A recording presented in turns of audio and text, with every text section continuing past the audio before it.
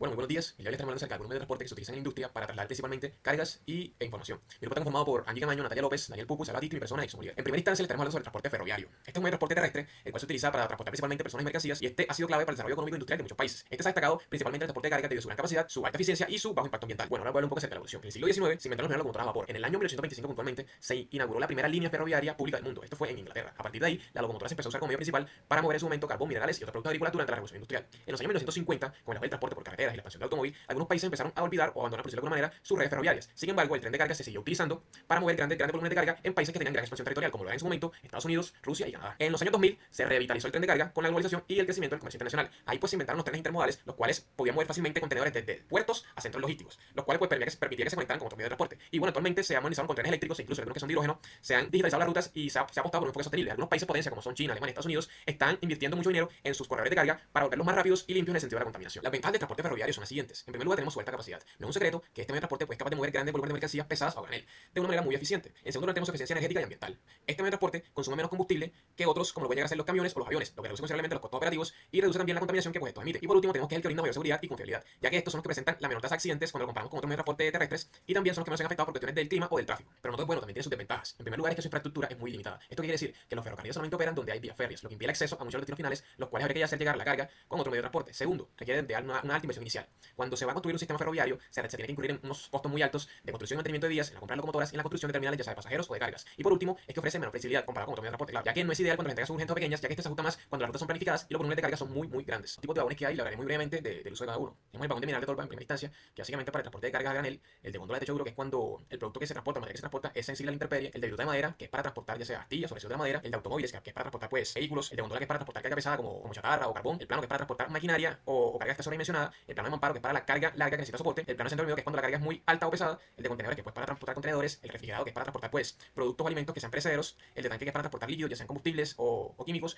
el vagón para ganado que es para transportar pues ganado o animales en general, el intermodal que es para cuando la carga es transferible, el de tolva que es para transportar pues productos también a granel, ya sea como grano, cemento, y el de cajo furgón que es para cuando la mercancía está empaquetada o mercancía general. Bueno, aquí podemos observar la ruta de las redes ferroviarias en Europa que conectan prácticamente toda Europa desde Portugal hasta Rusia, a excepción de Irlanda. Esto digo que pues una isla ya no se ha logrado hacer la conexión ferroviaria.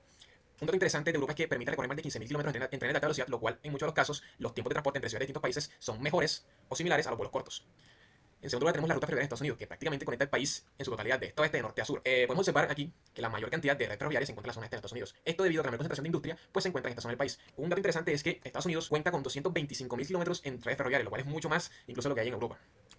Y por último, pues tenemos las redes ferroviarias en Colombia, la cual contamos con una red férrea pública que es de Santa Marta y desemboca en Villa Vieja y Buenaventura. Y tenemos dos redes férreas privadas, que una que va desde Zipaquirá hasta Paz del Río y la otra que va desde Cerrejón hasta Puerto Bolívar. Y tenemos una propuesta que comienza en Urabá Antioqueño, terminando en La Feliza, desembocando en La Dorada. Tenemos la infraestructura del transporte ferroviario, en primera instancia tenemos la vía férrea, que es por donde transitan los ferrocarriles, las estaciones que son puntos de parada, ya sea para control, los servicios, los sistemas de señalización y control, que son los que permiten pues, el control y garantizan la seguridad, los puentes y túneles que sirven para atravesar esos obstáculos naturales urbanos, y las terminales de carga, que son las paradas estratégicas donde se carga, descarga o se mueve la mercancía. Transporte fluvial. A partir del origen y la evolución del transporte fluvial, el origen de este tipo de transporte se remonta a partir del tiempo neolítico, cuando las primeras civilizaciones comenzaron a utilizar ríos, canales para el intercambio de mercancías como tejidos, productos agrícolas, y durante la revolución industrial, este medio de transporte fue surgiendo y fue crucial para el desarrollo económico, ya que permitía como tal el traslado eficiente de grandes cantidades de mercancía y lo permitía entre región y región. En la actualidad también se puede decir que es uno de los más esenciales en las regiones con ríos navegables, facilitando el comercio y la conectividad regional. Las ventajas. Las ventajas del transporte fluvial se consideran que se da hincapié más que todo en, uno, la eficiencia energética, ya que permite transportar grandes volúmenes de carga con un menor consumo de combustible, en comparación pues a otros tipos de transporte. También tiene un bajo costo operativo, lo que es más económico que el transporte terrestre, el transporte aéreo, y especialmente para cargas pesadas y voluminosas. El transporte fluvial tiene un menor impacto ambiental y tiene un mejor acceso a zonas remotas, ya que genera menos emisiones de gases contaminantes y ruido, y además de esto, al tener fácil acceso a zonas remotas, facilita la llegada a áreas difíciles de acceso por carretera. Las desventajas del transporte fluvial se centran más que todo en la dependencia estacional. Con esto se refiere más que todo a las variaciones que se dan en el nivel del agua, ya que esto puede afectar la navegabilidad. La infraestructura limitada. La infraestructura limitada también es una de las desventajas, ya que en algunas regiones la falta de puertos, de señalización, dificulta el uso del transporte fluvial. También una de las desventajas son los riesgos ambientales y la velocidad reducida. Con respecto a los riesgos ambientales, se enfatiza más que todo es que existe posibilidad de derrames, de alteraciones en los ecosistemas fluviales y este medio de transporte, la velocidad es más lento a comparación de otros, por lo que también se considera una desventaja. Los medios de transporte fluviales más comunes son canoas y botes, lanchas y pancas, barcazas y planchones y remolcadores. Las rutas fluviales destacadas. En Europa tenemos el canal de Sena con Europa Norte. Este proyecto conecta el río de Sena con el norte de Europa, facilitando el transporte de mercancías entre Francia, Bélgica y los Países Bajos.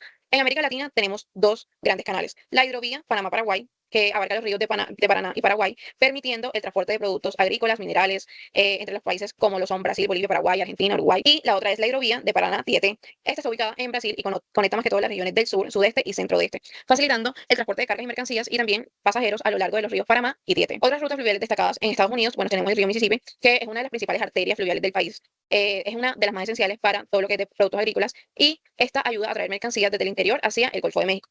En Colombia tenemos dos conexiones importantes. El río Magdalena, que es el principal fluvial del país, ya que conecta con el interior, con la costa caribeña y vital para el transporte de carga y de pasajeros. También está Puerto Aranco, que se encuentra en Florencia, Caquetá, y es importante ya que tiene un puerto fluvial en el sur del país, utilizándolo para el transporte de mercancías y pasajeros. La infraestructura de este tipo de transporte fluvial, bueno, principalmente tiene que haber puertos y terminales fluviales.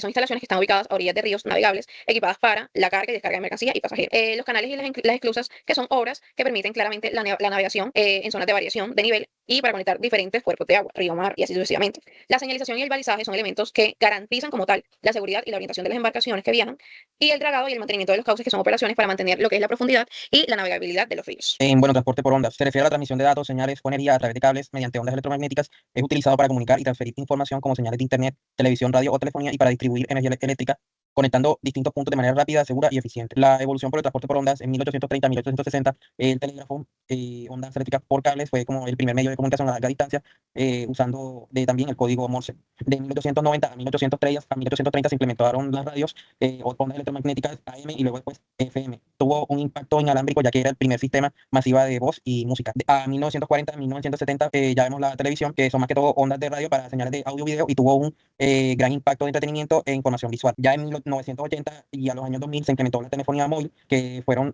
más que todo las ondas de radio 2G, 3G, y tuvo una comunicación global instantánea y portátil. Bueno, las ventajas por el transporte por onda tienen una rapidez de comunicación que nos permite la transmisión instantánea de datos y órdenes. Tiene una cobertura amplia donde se facilita la comunicación en zonas amplias sin necesidad de infraestructura física. Y por último, tiene una gran flexibilidad, es decir, es adaptable a diferentes tecnologías como redes móviles y GPS, así para que haya una mejor eficiencia y coordinación. Ahora, sus desventajas son interferencia y vulnerabilidad, es decir, las señales pueden ser afectadas por factores externos como el clima o que de pronto haya mucha saturación y limitación en áreas remotas, que la cobertura de pronto no puede ser insuficiente o puede ser muy costosa para zonas rurales o las zonas que son más que todo aisladas. Y por último, la seguridad, que haya mayor riesgo de ataques cibernéticos, lo cual puede comprometer la información que sea transmitida. Bueno, los medios, como sabemos, van desde los satélites hacia el módem y hacia los modems, y bueno, así se van compartiendo. Las rutas destacadas en Colombia que tenemos son más que todo la Radio Nacional, que son estaciones transmitoras como la de RCN o Caracol, que son antenas locales oyentes en todo el país.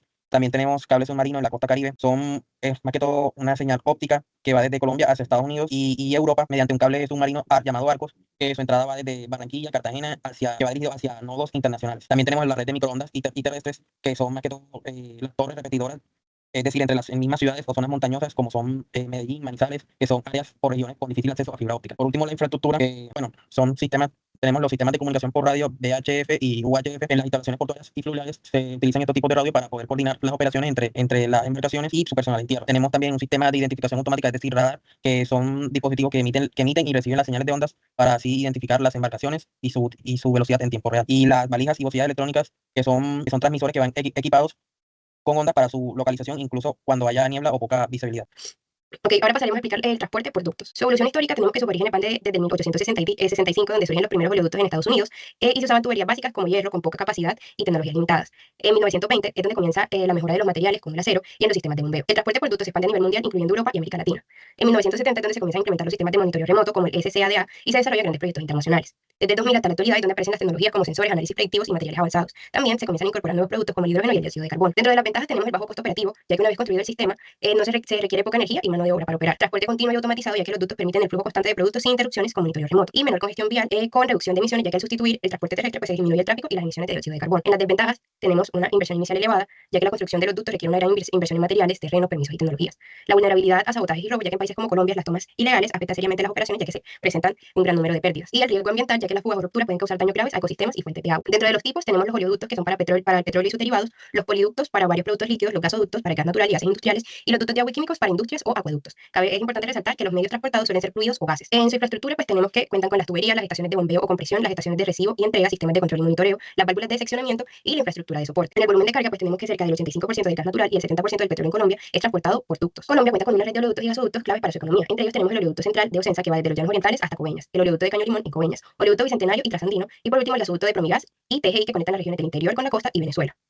Dentro de los países principales con las mayores redes de ductos tenemos a Estados Unidos con la mayor infraestructura del mundo, Rusia siendo clave en el transporte de gas natural, y Canadá, ya que exporta crudo a Estados Hoy Unidos. también les vamos a hablar acerca de un transporte que, aunque es muy conocido, porque a veces lo relacionamos con turismo o zonas montañosas, hoy en día está transformando la movilidad en las zonas urbanas en muchas ciudades del mundo. Y con esto me refiero al transporte por cable, el cual ha evolucionado durante siglos y que ha pasado de mover minerales en minas a convertirse en una herramienta clave para la inclusión social y el desarrollo sostenible. La mayoría de personas conocemos, hemos visto, incluso hemos utilizado este transporte por cable, pero para saber cómo llegamos a los sistemas modernos que tenemos hoy, es importante conocer un poco acerca de su historia. Todo esto empezó en el siglo XVIII con sistemas muy básicos de puertas y poleas que se utilizaban para subir y bajar minerales, el cual era un mecanismo muy básico, pero marcó el inicio de esta tecnología. Luego, en 1664, en Austria se documentó uno de los primeros sistemas teleféricos de carga para transportar minas alpinas, el cual este evento es muy clave porque muestra cómo las regiones montañosas empezaron a aprovecharse de la tecnología del cable para superar las dificultades del terreno. En 1868 en Suiza se construye uno de los primeros funiculares modernos impulsados por agua y por gravedad, donde aquí ya no solo se transportaba carga, sino también personas. Luego, en 1873, en Estados Unidos nace el famoso cable car en San Francisco, el cual es uno de los primeros sistemas de tranvía por cable en una ciudad, el cual es un hito muy importante porque llevó esta tecnología a un contexto urbano, marcando el inicio de su aplicación en el transporte público. Luego, en 1908, en Alemania se impulsa el primer teleférico pasajero, y esta vez impulsado por electricidad. Este fue un avance tecnológico enorme y abrió puertas al desarrollo de teleféricos turísticos y urbanos en las siguientes décadas. Luego, en 1938, en Francia se inaugura un teleférico turístico que sube al Mont Blanc, el cual era el más alto del mundo en su época. Y este tipo de infraestructura ayudó a popularizar el transporte por cable como una experiencia turística. Entre los medios de transporte por cable tenemos los funiculares, que se encuentran en vía de extensión y funcionan sobre raíles inclinados, donde dos cabinas se conectan mediante un cable que, mientras uno sube, el otro baja, y se ayudan mutuamente por la gravedad. Estos fueron usados en el siglo XIX y el siglo XX, sobre todo en colinas empinadas como en Valparaíso, Chile, en Lisboa, Portugal, o en algunas ciudades europeas. Y aunque son encantadoras y tienen valor histórico, muchas están en vía de extinción porque tienen un alto costo de mantenimiento de rieles y motores que son antiguos, tienen una capacidad limitada, tienen baja velocidad, existe una falta de integración con los sistemas modernos de transporte urbano, y en algunos casos es por el abandono o por una falta de inversión pública. Aunque hoy en día todavía existen algunos como atracciones turísticas o patrimonios culturales, ya no son prioridad para la movilidad urbana moderna. En contraste con los anteriores, los teleféricos han evolucionado mucho y son una solución, especialmente en ciudades con problemas de topografía, con problemas de tráfico o con desigualdad social. Una de sus ventajas principales es que son adaptables. Estos no necesitan una vía fija, solamente torres, así que puede pasar por ríos, por cerros o por barrios que sean densos sin afectar el entorno. Tienen integración con otros sistemas a diferencia de los funiculares, como con los buses, con los metros, con las ciclovías, y además tienen una alta frecuencia y rapidez. Y como ejemplo más destacado de este avance tenemos mi teleférico en La Paz, Bolivia, que es el más grande del mundo, y el metrocable de Medellín, Colombia. Y también sistemas urbanos en México, en Venezuela y en República Dominicana. La ruta de mi teleférico en La Paz, Bolivia tiene más de 30 kilómetros de líneas aéreas, tiene 10 líneas operativas que se identifican por colores, tiene 36 estaciones ubicadas estratégicamente para facilitar el acceso y la conectividad. Cada cabina sale cada 12 segundos, lo que permite un flujo constante de pasajeros. Y por línea se desplazan hasta 6.000 pasajeros por hora en ambas direcciones. Este servicio lo tienen disponible durante 17 horas del día, el cual se adapta a las necesidades de los usuarios. El metrocable de Medellín, Colombia, cuenta con 6 líneas operativas con una frecuencia máxima de salida de una cabina cada 12 segundos. Este también permite un constante flujo de pasajeros y reduce significativamente los tiempos de espera. La capacidad máxima de transporte depende según la línea. Por ejemplo, en la línea K pueden ir hasta 3.000 pasajeros por hora en cada sentido. Por ejemplo, en la línea K pueden ir hasta 3.000 pasajeros en cada sentido, al igual que la línea J. Pero en la línea P, que es la de Picacho, es la de menor capacidad. En cambio, la línea P es la de mayor capacidad, con hasta 4.000 pasajeros por hora en cada sentido.